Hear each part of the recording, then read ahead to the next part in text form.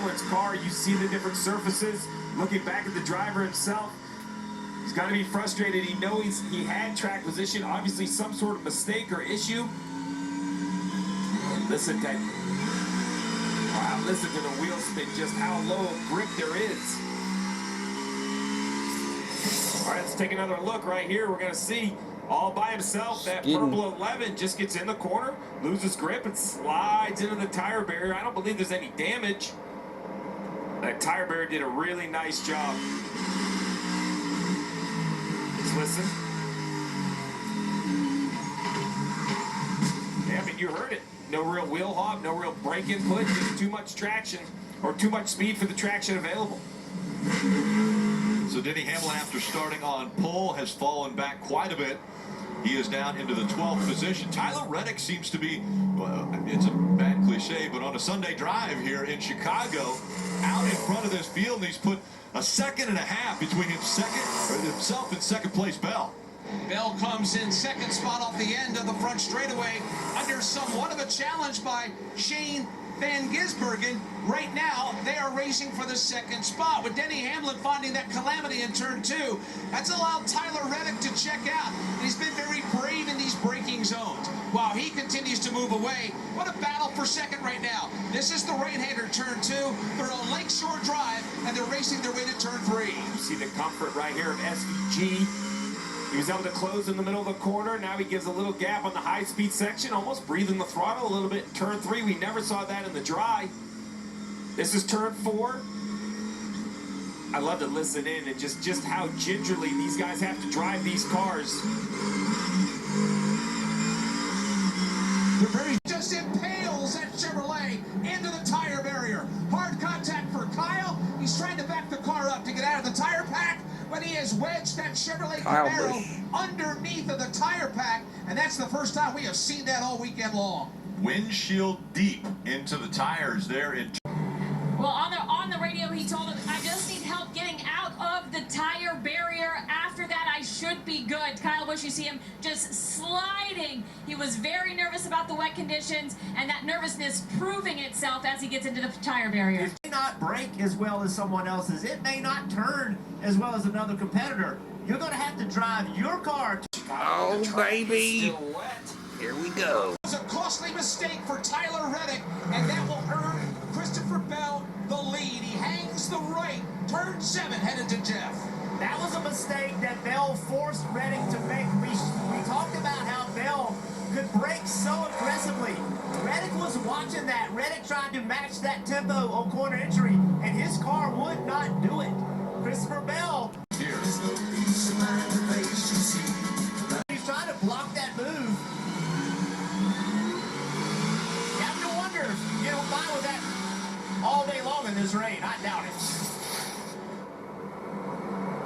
There you see the battle for second starting to tighten up between Reddick, Gisbergen, and as you see also these lap times are starting to drop. We're down to 1:03.19. They get faster and faster, not only understanding how to push these cars in the wet, but also understanding the changing track. Get out of it, and he can. He is stuck, leaving turn number 6. And he's creating quite a smoke show at the same time. He just killed the engine. He's going to need help to get out of this tire pack. He's another one that probably will want to continue in the family, and he withdrew. Respect the privacy of JJ and his family, but thoughts and prayers out to JJ and everyone involved in his family. At this point, the safety workers Away and putting up all the smoke. There was some. We got a Camaro pace car now. Pulls away from Reddick as they go down across the start-finish line and into turn number 1. Christopher Bell off to a great start. Tyler Reddick in hot pursuit. They stack it up single file. They will turn to the left. That's turn 1. They turn onto Balbo Drive. Watching them now begin to realign themselves for the approach to turn 2. Nobody doing anything dramatic or anything crazy right now. They're just trying to get themselves back up to speed, and they'll do it. Clearing 2 and heading to Lakeshore Drive. See back there in the 4th position, Martin Truex Jr. He's the hot man right now in the series. One of the best of the road courses closing in on Gisbergen into turn 4. The top 3 were running 2 seconds faster than the field before this caution. Let's see if some of these guys have caught up. Now they've caught up. Can they match the lap time? And left turn 5. Here they come, downshifting and on the brakes and driving in deep. Tyler Reddick's trying to make up some real estate. That's Reddick in that green and black 45. Here comes, 14 seconds behind is Ross Chastain right now. Here he comes up the front straightaway, and he's trying to catch Chase Briscoe. He's right in front of him. That would be the battle for the 17th position. Ross looks pretty calm inside the car, not making any sudden movements as he makes the right into turn number 2. Dale, does that surprise you? I mean, he has a lot of ground to make up, but he's not forcing any issues right now. Such a long way to go, and you're on a racetrack that's continuing to change. Down here where I'm at, I believe we're going to start seeing this track dry out quite a bit. Christopher Bell.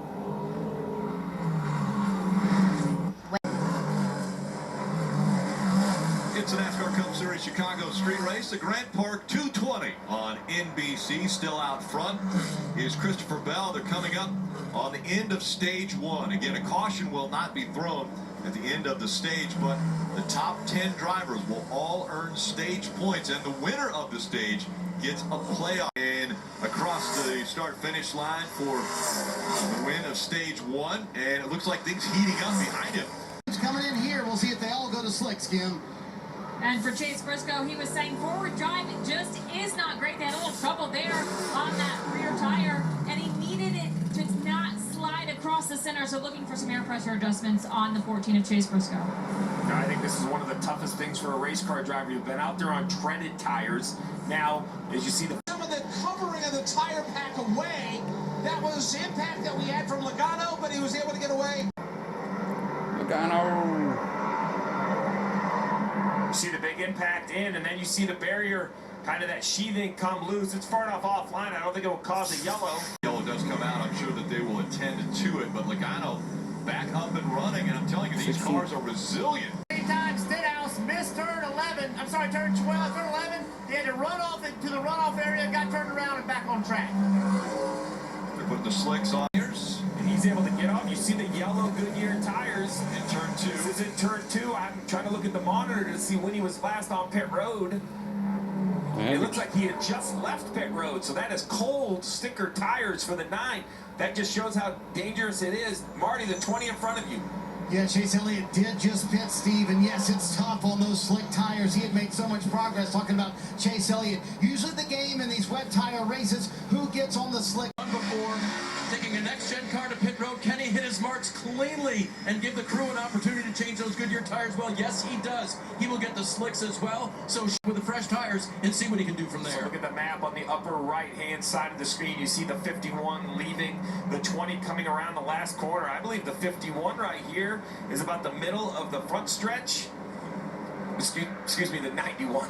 Oh, blocking. Here's the 20, who's the first car on brand new tires, and this is going to be very important, really, for position. And Christopher Bell stays in front of the 91 on the pit cycle. So as both tires move forward to slick tires, Christopher Bell holds his position relative to the 91.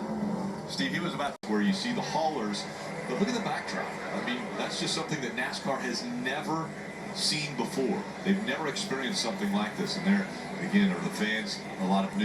Larson right on his back bumper. We'll see if he has anything for him in 1. Here they come now at the front straightaway into turn number 1. Christopher Bell, Kyle Larson practically pushing it through 1. And Daniel Suarez, he'll glance off the barrier in 1. With the 48 and Alex Bowman, and also It's on the fire. Bubba Wallace, and there you see the smoke coming out of both sides. And that'll bring the caution out because he's Be to careful garage. opening that. And you heard Marty just say it. Alex Bowman, remember, he had to sit out a couple races due to a broken back, of all things, he sustained in a race car accident, not in a NASCAR race, but in a sprint car race.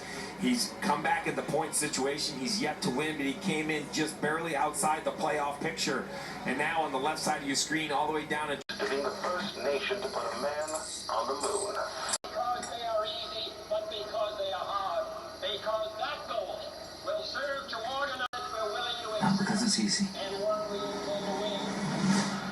This race, and they're letting all the teams know 75. this race will end at lap 75. So you see that in the upper left corner. Tires, what a gift, as you mentioned, Steve, for everyone that pitted at lap 42. But Adam Stevens did tell Christopher Bell, yes, they shortened the race, but there's only 9 cars that pitted at lap 42, and you're better than every one of them. You can pass all of them when you get back out on the the track. But what an interesting twist in this race, Steve. It is an interesting twist, but I like that pep talk, right? Let's not hang on the bad brakes. Let's just get back focused, do what we can do. You see Bell, Larson clean off pit road, Reddick, the 54 Gibbs. Also saw McDowell coming out, holding his position in fifth. The restart when we return.